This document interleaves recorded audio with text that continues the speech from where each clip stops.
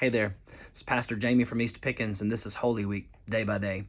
It is Wednesday, and traditionally this is a day that we understand that Judas Iscariot met with the Sanhedrin to betray Jesus and hand him over to the Sanhedrin to be tried and later crucified for 30 pieces of silver. Imagine that, the Son of God crucified for 30 pieces of silver. Now, Judas was part of the inner circle for many years. He actually held the purse strings for the entire ministry of Jesus and the disciples.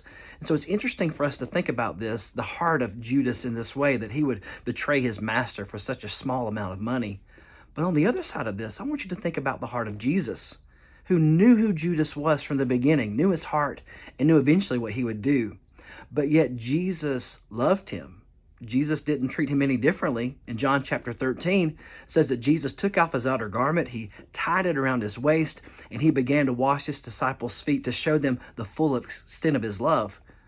And Judas was not left out of this. Jesus was washing Judas's feet. In other words, he was saying, I love you.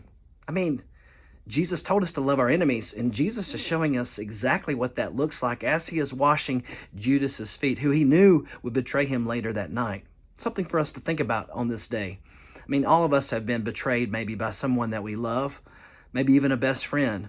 Jesus knows exactly how that feels. But Jesus also shows us what it looks like to love our enemies. If you think about it, on some level, Christian, at some point, we were all enemies from God because of our sin. But Jesus came to build the bridge.